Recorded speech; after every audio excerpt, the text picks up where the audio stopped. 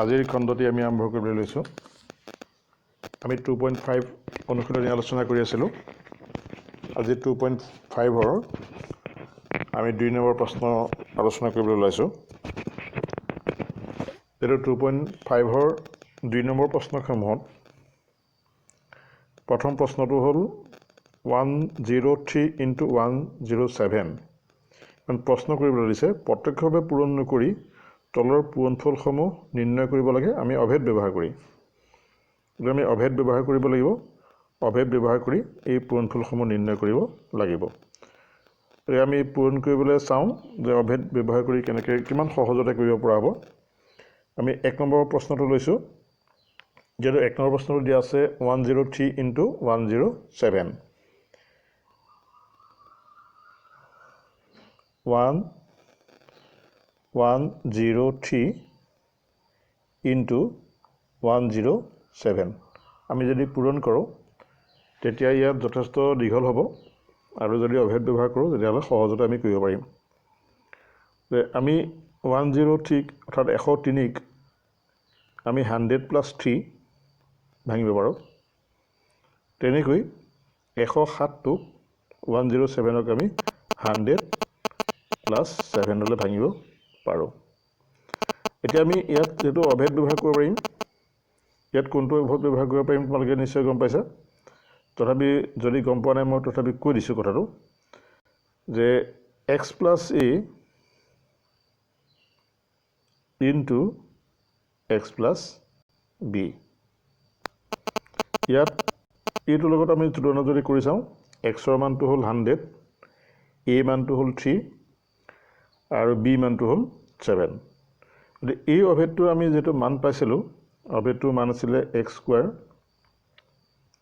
+ a + bx + ab। গতিকে সেই অভেদটোৰ মতে আমি যদি ইয়াত মানবিলাক বহাই দিওঁ বা কৰিবলৈ যাওঁ, তেতিয়া এনেকুৱা হ'ব যে 100² + 3 + 7 × 100, অৰ্থাৎ a + b × x + a × b। a মানে হ'ল 3, b মানে হ'ল 7। গতিকে ইয়াৰ পৰা আমি মান দিব পাৰিম 100² মানে হ'ব, যিটো 1ৰ পিঠিত 2টা শূন্য আছে, স্কোৱাৰ কৰিলে শূন্য হ'বগৈ 4টা, অৰ্থাৎ 10,000। 100ৰ স্কোৱাৰ কৰিলে হ'ব 10,000। এতিয়া 3 + 7 ইয়াৰ মানটো হ'ল 10। 10 × 100।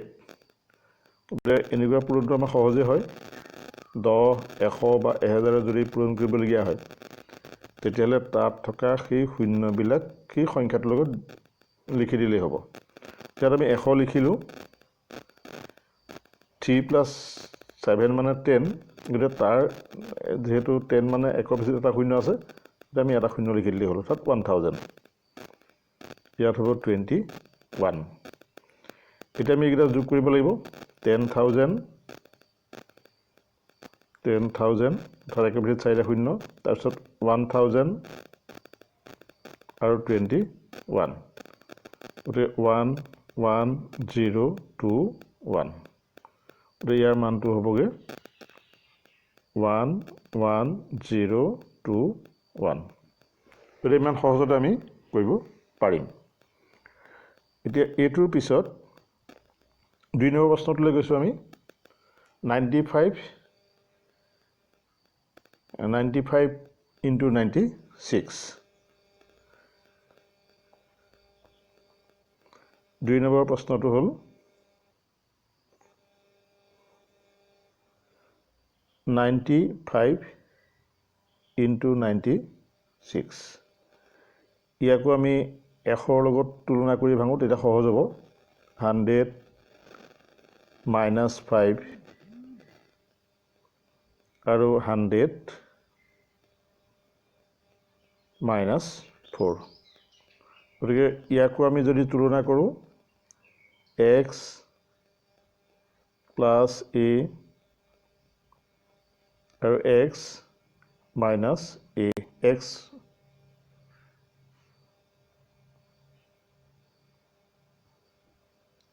x plus a আৰু x minus a x plus b x plus a আৰু x plus b আমি সেই ৰূপটো যদি তুলনা কৰোঁ তেতিয়াহ'লে ইয়াত a মানটো পাম আমি 100 a মানটো পাম -5 আৰু b মানটো পাম -4 অৰ্থাৎ আমি ইয়াক a এটো হ'ব x এটো হ'ব a আৰু এটো হ'ব b সেইমতে যদি আমি কৰিবলৈ যাওঁ তেতিয়া তাৰ মানটো আমি আগৰ সূত্ৰ গতে পাতিব লাগিব x স্কয়াৰ তাৰমানে 100 স্কয়াৰ প্লাস এতিয়া হ'ল a - b যেহেতু a মান -5 b মান আমি পালো -4 এই দুটাক কৰাৰ পিছত তাক আমি কৰিব লাগিব x এৰে পূৰণ অৰ্থাৎ x মানে হ'ল 100 প্লাস -5 into -4 এতিয়া এইখিনিতে আমি যেহেতু x square plus a plus b অৰ্থাৎ প্লাস b যেটো মাইনাস থকাৰ কাৰণে ইয়াত -5 -4 হ'ল এতিয়া আমি এইখিনি সৰল কৰোঁ অকমান 100 স্কয়াৰ আগৰ দৰেই 4টা শূন্য হ'ব একৰ পিঠিত এতিয়া -5 -4 সমান -9 গতিকে মাইনাস আমি পালো ইয়াত এবাৰতে নকৰোঁ -9 into 100 আৰু প্লাস যেটো আছে ইয়াত -5 -4 দুইটা মাইনাসৰ পূৰণফল হ'ল প্লাস 5 into 4 মানে হ'ব 20 এবাৰ ইয়াত আকৌ অকমান কৰিম 10,000 9 -9 into 100 হ'ব -900 আৰু প্লাস হ'ব 20 যদি এটো আমি সৰল কৰিলে হ'ল এতিয়া যেটো 10,000 ৰ লগত 20 যোগ হৈ তাৰ পৰা 900 বিয়োগ হ'ব অৰ্থাৎ 10,000 20 তাৰ পৰা 900 বিয়োগ হ'ব 900 বিয়োগ হলে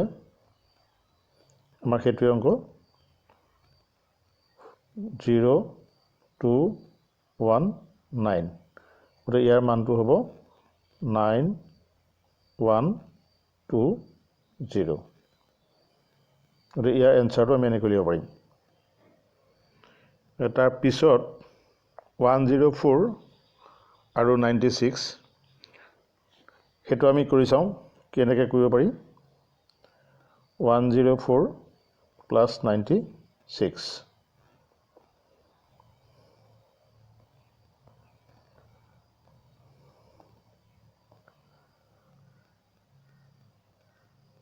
104 into 96 তাক আমি লিখিব পাৰিম 100 plus 4 into 96 টোক আমি 100 minus 4 হিচাপে লিখিব পাৰিম আৰু ইয়াক আমি তুলনা যদি কৰো ইয়াত এটো a b a b total a plus b into a minus b যাৰ সূত্ৰটো হ'ব a square minus b square গতিকে 100 square b square b মানে হ'ল 4 square 100 square কৰিলে আমি মান পাম আমি যেটো 100 square কৰিছো 100 square মানটো পাম আমি 10,000 minus 16 গতিকে ইয়াৰ পৰা 16 বিয়োগ দিলে হ'ব 9,983 4 ইমান সহজতে আমি পূৰণসমূহ কৰিব পাৰিম এনেকৈ আমি 2 নম্বৰ প্ৰশ্নসমূহৰ উত্তৰ কৰিব পাৰিম এতিয়া আমি 3 নম্বৰ প্ৰশ্নটোলৈ গৈছোঁ যে উপযুক্ত অভেদ ব্যৱহাৰ কৰি উৎপাদক বিশ্লেষণ কৰিব লাগে আমি কি অভেদ ব্যৱহাৰ কৰিব পাৰিম যিখিনি অভেদ পাইছিলোঁ সেই অভেদসমূহ ব্যৱহাৰ কৰিব লাগে 1 নম্বৰটো আমি লৈছোঁ 9x² + 6xy + y².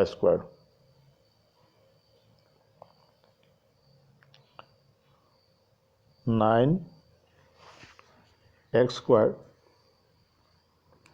+ 6xy + y². আমি 9x² যদি চাওঁ কোনো ৰাশিৰ বৰ্গ হিচাপে প্ৰকাশ কৰিব পাৰোঁ নেকি যে কোনোবা এটা ৰাশি আমি বৰ্গ কৰিলে 9x² পাম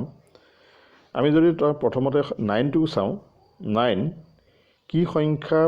বৰ্গ কৰি অৰ্থাৎ একে দুটা সংখ্যা পূৰণ কৰিলে 9 হ'ব পাৰে আমি এতিয়া বাছি উলিয়াম যে 3 × 3 3 × 3 পূৰণ কৰিলে হ'ব 9 আৰু তেনেকৈ x আৰু x একে দুটা সংখ্যা পূৰণ কৰিলে আমি x² পাম আৰু একে দুটা সংখ্যা পূৰণ কৰিলে আমি 9 পাম তেনেকৈ y² আমি লিখিব পাৰিম y × y গতিকে আমি y ঘোষ লিখিব পাৰিম গতিকে ইয়াক আমি তেনেকৈ প্ৰথমতে ভাঙি লওঁ যে আমি কি সংখ্যা বৰ্গ কৰিলে সংখ্যাবিলাক পাম সেই সংখ্যাটো প্ৰথম আমি বাছি উলিয়াইলোঁ উলিওৱাৰ পিছত আমি এতিয়া এই মানসমূহ পাতি চাওঁ আমি 3x যদি বৰ্গ কৰোঁ তেতিয়াহ'লে 9x² পাম তাৰপিছত প্লাছ আমি অভেদত পেলাবৰ কাৰণে 2 × 3x মাজৰ ৰাশিটোৰ মান যিহেতু 6y গতিকে 2 × 3x মানে আমি পালোঁ এতিয়ালৈকে 6x পালোঁ আমাৰ মাজৰ ৰাশিটোৰ মান যিহেতু y আছে 6xy আছে গতিকে ইয়াৰ লগত আৰু এটা y পূৰণ কৰিব লাগিব গতিকে আমি y এটা পূৰণ কৰি দিলোঁ এইটো অভেদত পেলাবৰ কাৰণে আমি তাক কৰিলোঁ y² যেটো y² কৰি দিলোঁ কিন্তু সেই y² আমাৰ প্ৰশ্নটোতে আছে গতিকে ইয়াৰ পৰা আমি গম পালোঁ যে ই এটা অভেদত পৰিলে আৰু যদি আমি এইটোক a বুলি কওঁ এইটো যদি b বুলি কওঁ তেতিয়াহ'লে a² + 2ab + b² গতিকে এইটো সূত্ৰত আমাৰ অভেদত পৰিব a + b² গতিকে a মানে হ'ব 28x + y² যেটো আমাক উৎপাদক বিশ্লেষণ কৰিবলৈ কৈছে আমি আগতে পাইছোঁ যে a² তাৰ অৰ্থটো হ'ল a পূৰণ a গতিকে ইয়াকো আমি তেনেকৈ ভাঙি দিম 28x + y² মানে হ'ব 28x + y × 28x + y তাত একে দুটা সংখ্যাক আমি দুটা পাতি দিলে স্কোৱাৰ হ'ব গতিকে প্ৰথমটোৰ আমি বিশ্লেষণ এনেদৰে কৰিব পাৰিম এতিয়া আমি দ্বিতীয়টো বিশ্লেষণ কৰিবলৈ গৈছোঁ যে দ্বিতীয়টো হ'ল 4y² - 4y + 1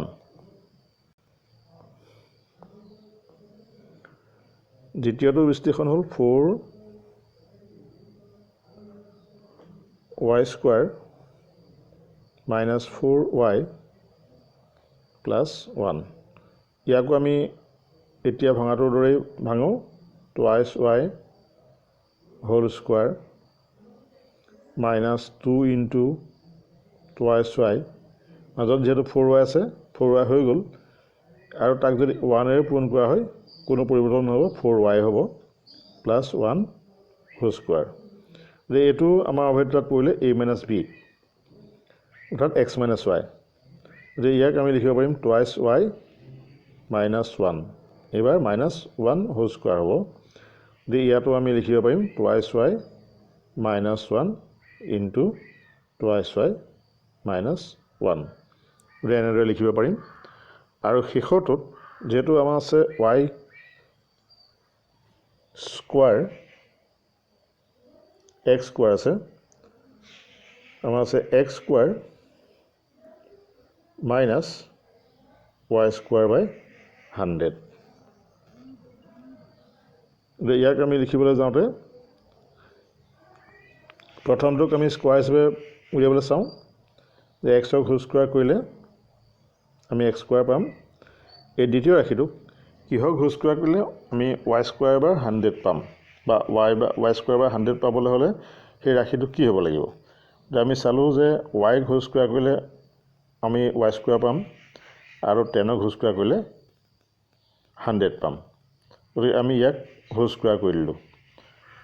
অৰ্থাৎ y স্কোয়াৰ বাই 100 টো আমি y বাই 10 হিচাপে লিখিব পাৰিম গতিকে ইয়াত হ'ল এটো a এটো হ'ল b a square minus b square তাৰ অৰ্থটো হ'ল a plus b into a minus b গতিকে আমি তাক লিখিব পাৰিম x প্লাস y by 10 অর্থাৎ a plus b into a minus b a মানে হল x minus y by 10 এটা আমি এইকেইটা প্ৰশ্নৰ উত্তৰ এনেদৰে কৰিব পাৰিম এতিয়া আমি ইয়াৰ পিছৰ প্ৰশ্নটোলৈ গৈছো 4 নম্বৰ প্ৰশ্নটোলৈ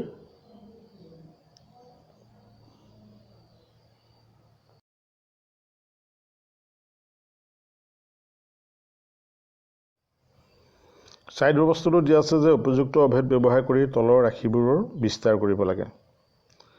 ইয়াত তাৰ প্ৰথম নম্বৰটোত দিয়া আছে x plus twice y plus 4z whole square যেটো আমি তিনটা ৰাশিৰ বৰ্গৰ অভেদ এটা পাইছিলো সেই অভেদটো ইয়াত আমি ব্যৱহাৰ কৰিব লাগিব এতিয়া আমি ব্যৱহাৰ কৰিবলৈ চাওঁ প্ৰথমটো আমি ব্যৱহাৰ কৰি চাওঁ প্ৰথমটো প্ৰশ্নৰ ক্ষেত্ৰত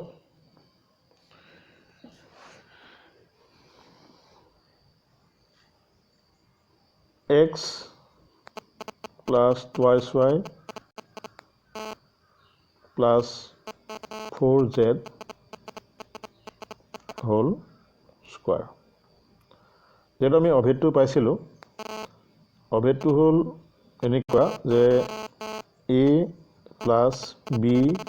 plus c whole square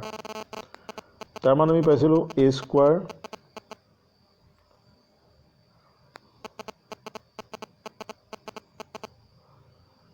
plus b square plus c square plus twice ab plus twice bc plus twice ca আসলে আমি সেই অভেদটো a plus b plus c whole square সমান a square plus b square plus c square plus twice ab plus twice bc plus twice ca সেই মতে আমি যদি চাওঁ তেতিয়া হলে আমি নিশ্চয় কৰিব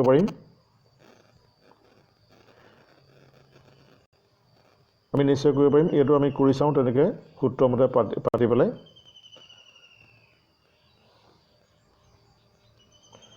ইয়াত a স্কয়াৰ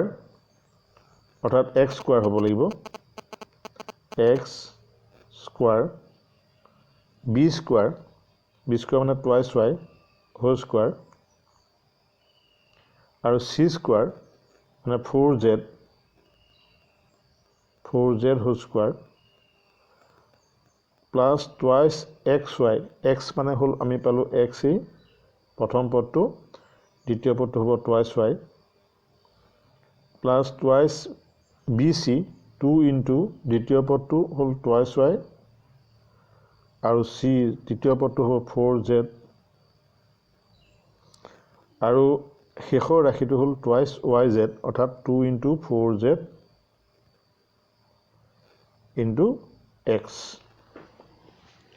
তোমালোকে এটো যেটো অভেদটো আমি ব্যৱহাৰ কৰিছো নিশ্চয় গম পাইছা যে প্ৰথম পদ দ্বিতীয় পদ তৃতীয় পদ ইয়াত তিনটা পদ আছে আৰু সেই তিনটা পদক আমি এনেদৰে অভেদৰ দ্বাৰা অভেদটো আমি পাতিব লাগিব এতিয়া আমি পিছত সৰল কৰিব লাগিব x ক স্কয়াৰ কৰিলে আমি জানো x স্কয়াৰ হয় আৰু twice y square twice y whole square কৰিলে হ'ব 4y স্কুৱাৰ, এইটো 2 স্কুৱাৰ কৰিলে 4 আৰু y স্কুৱাৰ কৰিলে y স্কুৱাৰ। তেনেকৈ 4z হোল স্কুৱাৰ, 4ক হোল স্কুৱাৰ কৰিলে হ'ব 16 আৰু zক হোল স্কুৱাৰ কৰিলে হ'ব z স্কুৱাৰ। আৰু এই ৰাশিটো আমি পূৰণ কৰি চাওঁ, সংখ্যাকেইটা প্ৰথম পূৰণ কৰোঁ। 2x টুৱাইছ y, ইয়াত সংখ্যা সাংখ্যিক মান হ'ল 2 into 1 into তাত xত মান আছে 1 আৰু yত আছে 2, গতিকে 2 into 1 into 2 অৰ্থাৎ 2 আৰু 2 পূৰণফল হ'ব 4 আৰু চলককেইটা আমি xy পূৰণ হিচাপে লিখিলোঁ। তাৰপিছতো আমি যদি চাওঁ ইয়াত 2 into 2 into 4 অৰ্থাৎ 2 দুগুণ 4, 4 4 গুণ 16 হ'ব, অৰ্থাৎ 16 হ'ব। সংখ্যাকেইটা পূৰণ কৰিলে হ'ব 16 আৰু চলককেইটা হ'ব y আৰু z, y আছে আৰু z আছে। আৰু শেষৰটোত আমি চাওঁ 2 into 4 into xৰ সাংখ্যিক মান 1, গতিকে 2 into 4 মানে 8 হ'ব, 8zx। গতিকে আমি এনেকৈয়ে বিস্তাৰ কৰিব পাৰিম, এনেকৈ মানটো বহাই দিলে তাৰ উত্তৰটো আমি উলিয়াব পাৰিম। 2 নম্বৰ প্ৰশ্নটো যিহেতু একেটা আমি অভিধ ব্যৱহাৰ কৰিব লাগিব। আমি 3 নম্বৰ প্ৰশ্নটো কৰি দিছোঁ, তাতো এটা মাইনাছ আছে আৰু 2 নম্বৰটো এটা মাইনাছ আছে, গতিকে আমি 3 নম্বৰ প্ৰশ্নটোকে কৰি দিছোঁ। দুইটা যিহেতু একেটা প্ৰশ্ন হয়, অৰ্থাৎ আমি একেটা অভিধে ব্যৱহাৰ কৰিব লাগিব। এতিয়া আমি এইটো অভিধটোত হ'ল minus twice x plus thrice y plus twice z whole square. ইয়াৰ মানটো আমি উলিয়াই চাওঁ। Minus twice x whole square আগৰ দৰেই অভেদটো আমি ব্যৱহাৰ কৰিছোঁ, plus thrice y whole square plus twice z whole square, তাৰপিছত প্লাছ 2 ইনটু প্ৰথম পদটো হ'ল মাইনাছ টুৱাইছ এক্স অৰ্থাৎ এক্স মানে হ'ল মাইনাছ টুৱাইছ এক্স আৰু ৱাই মানে হ'ল থাইছ ৱাই। তাৰপিছতে আমি পাম 2 ইনটু থাইছ ৱাই অৰ্থাৎ দ্বিতীয় পদ ইনটু টুৱাইছ জেড, ইয়াত মাইনাছ নথকাৰ কাৰণে আমি মাইনাছ লিখা নাই, plus 2 into twice Z into minus twice x. অৰ্থাৎ আমি যিটো অভেদ সেই অভেদটো ব্যৱহাৰ কৰিছোঁ। অভেদটো তোমালোকক লিখি দিয়া আছিলে যে a square plus b square plus c square plus twice ab plus twice bc plus twice ca যদি a plus b plus c whole square হয়। আমি সেইমতে ইয়াত a b c মানটো উলিয়াই লৈছোঁ। a b c মানটো কিমান হৈছে যে টুৱাইছ a মানটো হ'ল a মাইনাছ টুৱাইছ এক্স আৰু b মানটো হ'ল থাইছ ৱাই আৰু c মানটো হ'ল টুৱাইছ জেড। গতিকে a স্কুৱাৰ, এইটো a স্কুৱাৰ হৈছে, এইটো b স্কুৱাৰ হৈছে, এইটো c স্কুৱাৰ হৈছে, তাৰপিছত এইটো হ'ল 2, এইটো a b, তাৰপিছতে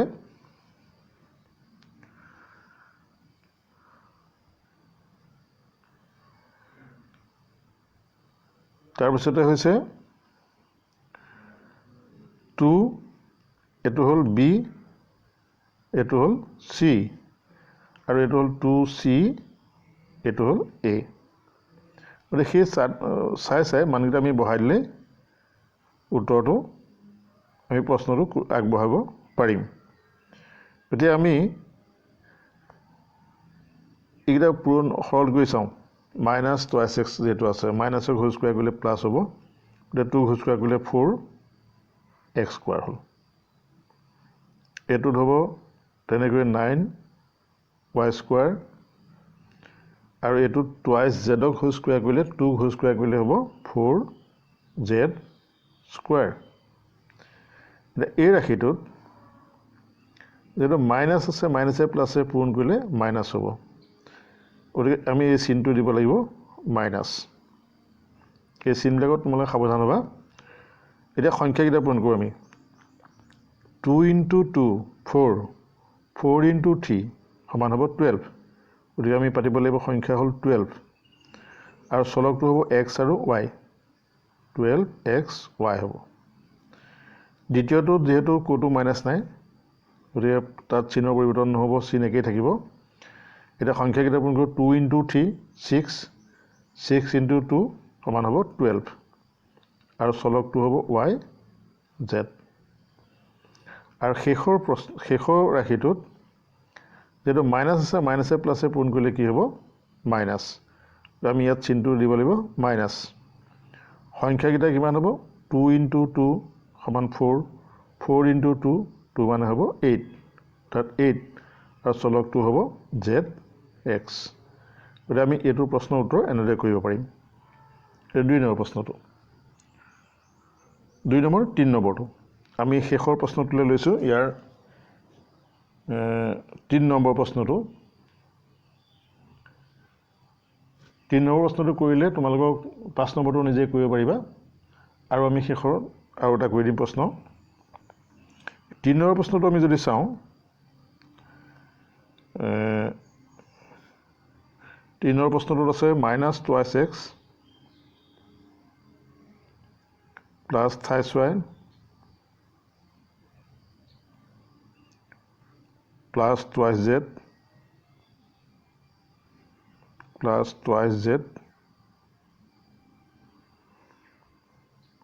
2z এইটোক আমি হোল স্কোৱাৰ কৰিব লাগে এতিয়া হোল স্কোৱাৰ কৰিব যাওঁতে আগৰ নিয়মতেই আমি পাতিম আমি কেইবাটাও অংক কৰিছোঁ এটা কথাতে তোমালোকক অভ্যাস হওক বুলিয়ে মাইনাছ এইটো আমি প্ৰশ্নটো কৰিলোঁ ইয়াৰ পিছৰ প্ৰশ্নটো আমি কৰিবলৈ লৈছোঁ এইটো প্ৰশ্ন কৰা হৈ গ'ল আমি ইয়াৰ পিছৰ প্ৰশ্নটো কৰিছোঁ 4 নম্বৰটো যেটো তাত দুটা আগত মাইনাছ চিন আছে গতিকে আমি সেইটো ব্যৱহাৰ কৰিছোঁ 4 নম্বৰ প্ৰশ্নটো 4 নম্বৰ প্ৰশ্ন 28a -7b -c ইয়াক আমি হোল স্কোৱাৰ কৰিব লাগে এতিয়া ইয়াকো আমি সেই সূত্ৰটো মতে যদি চাওঁ 28টোক আমি a -7bটোক b আৰু -cটোক c যদি তেনেকৈ ধৰি পেলাই আমি কৰি চাওঁ a² + b² + c² গতিকে a স্কোৱাৰ মানে হ'ল 28a whole square b² + b মানে হ'ল -7b 7b হোল স্কোৱাৰ আৰু c মানটো হ'ল -c স্কোৱাৰ তাৰপিছত আমি পাতিম twice ab plus twice a মানে হ'ব 28a আৰু b মানে হ'ব -7b তাৰপিছত আহিব টুৱাইছ bc b মানে হ'ব -7b আৰু c মানে হ'ব -c এনেকৈ দুটা পূৰণ থাকিলে ব্ৰেকেট দিব লাগে আৰু পিছত আহিব টুৱাইছ ca c মানে হ'ব -c আৰু a মানে আমি পাম 28a এতিয়া আমি এইখিনি সৰল কৰিলে মানটো ওলাব 28a হোল স্কোৱাৰ কৰিলেও 28a হোল স্কোৱাৰ কৰিলে হ'ব 9a² -7ক হোল স্কোৱাৰ কৰিলে প্লাছ মাইনাছক হোল স্কোৱাৰ কৰিলে 7ক হোল স্কোৱাৰ কৰিলে হ'ব 49b² হ'ব ইয়াত তেনেকৈ মাইনাছক হোল স্কোৱাৰ কৰিলে প্লাছ ইয়াত হ'ব c² হ'ব আৰু এই ৰাশিটোত আমি কি চিন হ'ব প্ৰথম চাই লওঁ যেটো ইয়াত -2য়ে +2য়ে পূৰণ কৰিলে মাইনাছ চিন আহিব সংখ্যাকেইটা পূৰণ কৰি চাওঁ 2 × 3 মানে 6 হ'ব 6 × 7 মানে 42 চলকটো হ'ব A আৰু B that 42 AB আৰু পিছৰ ৰাশিটোত আমি যদি চাওঁ মাইনাছটোৱে পূৰণ কৰিলে প্লাছ আৰু সেই প্লাছটোৱে পূৰণ কৰিলে প্লাছেই হ'ব গতিকে ইয়াত চিনটো আহিব প্লাছ সংখ্যাকেইটা পূৰণ কৰি চাওঁ 2 × 7 চিটোৰ মাজত সাংখ্যিক মান 1 আছে গতিকে ইয়াত হ'ব 14 আৰু চলকটো হ'ব BC আৰু শেষৰ ৰাশিটোত যেটো মাইনাছে প্লাছে ইয়াত পূৰণ কৰিলে মাইনাছ হ'ব গতিকে চিনটো মাইনাছ আমি দিম আৰু সংখ্যা হ'ব 2 × 3 সমান 6 আৰু চলক হ'ব AC গতিকে আমি এনেকৈ এইটো প্ৰশ্ন উত্তৰ কৰিব পাৰিম যেনেকৈ থাকক মাইনাছ য'তে থাকক আমি মাইনাছটো সেই সংখ্যাটোত বহাই মাত্ৰ ভালদৰে ভাবি চিন্তি সৰলটো কৰিব লাগে আমি শেষৰ প্ৰশ্নটোলৈ গৈছোঁ তোমালোকে কিতাপ উলিয়াই ল'বা যেটো মই প্ৰশ্নটো ইয়াত উল্লেখ কৰা নহ'ল 5 নম্বৰ প্ৰশ্নটোত 6 নম্বৰ প্ৰশ্নটোত 6 নম্বৰ প্ৰশ্নটোত আছে 1/4A 1/4A minus 1/2B plus 1 whole square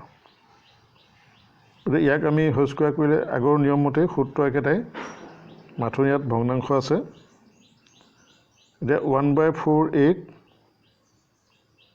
আমি হোল স্কোয়াৰ কৰিব লাগিব তাৰ পিছত আমি কৰিব লাগিব -1/2 b হোল স্কোয়াৰ কৰিব লাগিব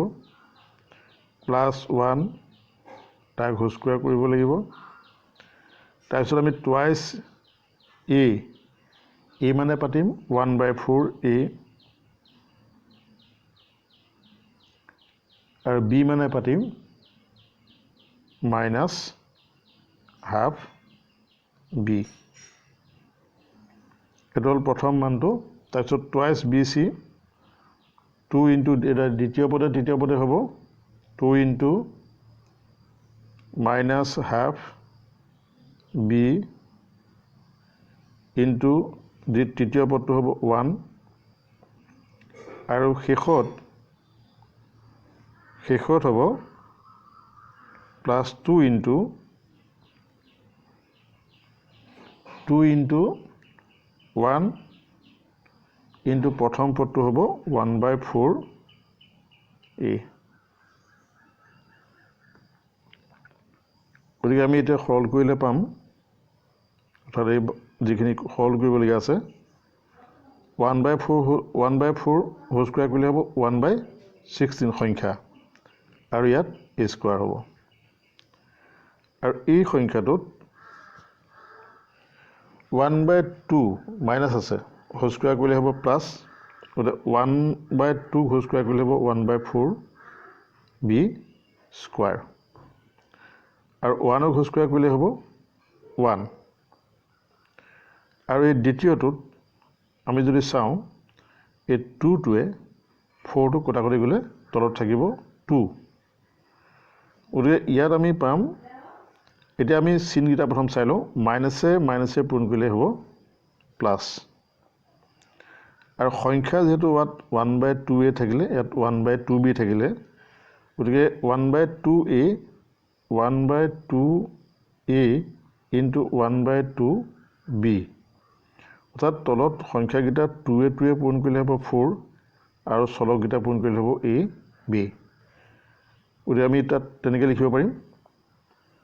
ইয়াৰ মানটো হ'ব প্লাছ আৰু 1/4AB এই ৰাশিটোত আমি তেনেকৈ যদি চাওঁ ইয়াত 2A কটাকটি যাব -2 +2 পূৰণ কৰিলে মাইনাছ হ'ব আমি মাইনাছ চিন দিলোঁ আৰু লগতে ইয়াত যেটা সংখ্যা নাথাকিব অকল b থাকিব আৰু শেষৰটোত 2A 4A কটাকটি গ'লে 2 থাকিলে গতিকে ওপৰত থাকিব মাত্ৰ a আৰু তলত থাকিব 2 গতিকে থাকিব চিনটো একে থাকিব a/2 গতিকে ইয়াক আমি যদি সজাই লওঁ সজাই লৈ লিখিব পাৰিম অৰ্থাৎ আমি 1টো শেষৰ ফালে লিখিব পাৰিম তাৰ বাহিৰে বাকী কৰিবলগীয়া নাই আমি এনেকৈ লিখিলেই উত্তৰটো হ'ব গতিকে তোমালোকে বাকি থকা প্ৰশ্নকেইটা নিজে যত্ন কৰিবা যেহেতু এইখিনি প্ৰশ্ন উত্তৰৰ পৰা তোমালোকে সেইটো নিজে কৰিব পাৰিবা আৰু কৰিবলৈ যত্ন কৰাটো নিজে যথেষ্ট উপকৃত হ'বা গতিকে তোমালোকে নিজে সেইকেইটা যত্ন কৰিবা